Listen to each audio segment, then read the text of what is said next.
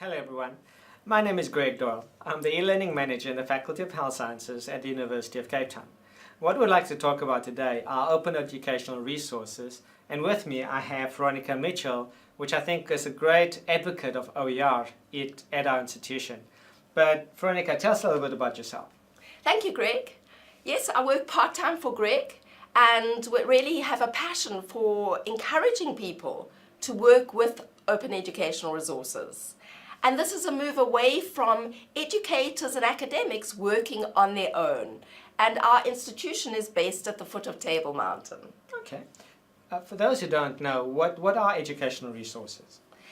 They're educational materials that are usually, but not always, digital, that are offered freely and openly for anyone to use and under some type of license. And this license allows people to remix, improve, or distribute. And these resources can be anything from something small like an image to a whole module or course. Okay.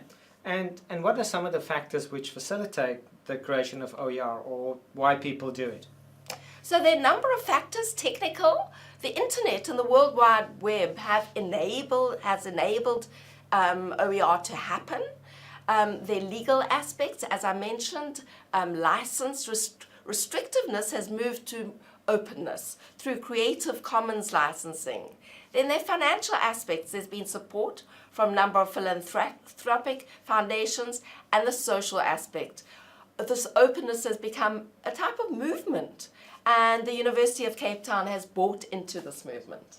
Okay, so tell us a little bit about that, about OER at UCT and the different licenses that are available. So UCT have an open OER repository, and on the website open.uct.ac.za are the different faculties' resources where people choose what kind of license they want to use, how much restrictiveness and how much openness using Creative Commons licensing. So that's totally their choice, what license they want to use. And that is the difference. They choose how much to share and whether they want people to be allowed to redistribute, reorganize, and change things or not. Okay. And tell us a little bit about the philosophical view behind OER and why people share. So there's that very openness, like wikis that we used to, and there's the restrictiveness. But the philosophy is looking at the public good, looking at knowledge as something that ought to be shared. And it provides an extraordinary opportunity for everyone to share, use, and reuse knowledge, so we're not reinventing the wheel all the time and in every corner of the earth. Okay. So, an open scholarship, where does that fit in?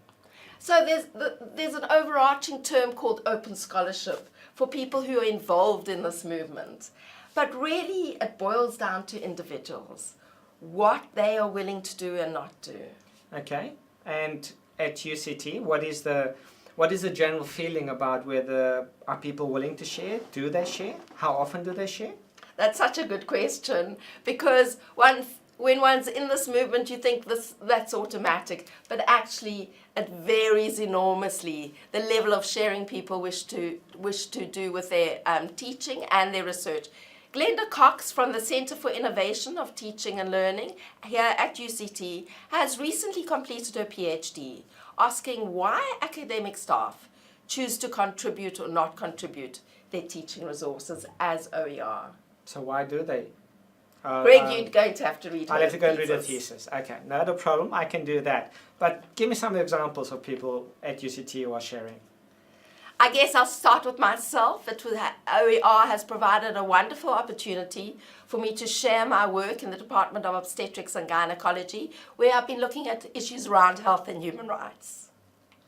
Then a colleague, Dr. Matumo Rafa-King, as a junior lecturer, one of our first advocates of OER, published her work openly, and this led to collaboration with Spanish colleagues and journal writing together. Okay.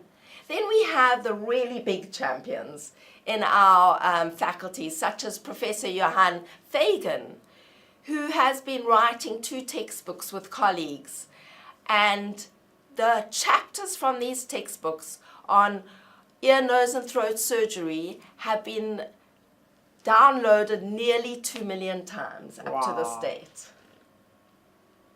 Then we have Dr. Jan Klopper, who's a surgeon who has a passion for statistics, and he has developed the Klopper Research Group online, YouTube lectures over 1,000, and developed MOOCs, massive open online courses, with the platforms of Coursera and Udemy. So it would be right to say that the last two examples that you mentioned, that these two are really the rock stars of OER at UCT. Yes, I would say so. And they've won international awards. It's amazing. In terms of MOOCs at UCT, They have a global reach, and there's a whole team here producing these MOOCs. And just to name a few, from the primary healthcare, working with anthropology, we have medicine and the arts. Then we have a MOOC related to organ donorship. And then another one on education for all, disability, diversity and inclusion. and the future in terms of what's happening at UCT in terms of OER and anything related. What's coming? What's happening? What's hot? So OER is hot and it's boiling, and the latest project is digital open textbooks for development. The DOT for D project, where Glenda Cox is the principal investigator, and this is being funded by the Canadian International Development Research Centre, and I think that's going to be very exciting. Really encouraging and facilitating educators and students to create OER. Veronica, thank you so much for your time. I really appreciate it. And yeah, just talking about OER, I think it's great. I think the more people that know about it, the more people that are involved, it can only be to the benefit of everyone. Yes, thank you. It is exciting. Thank you.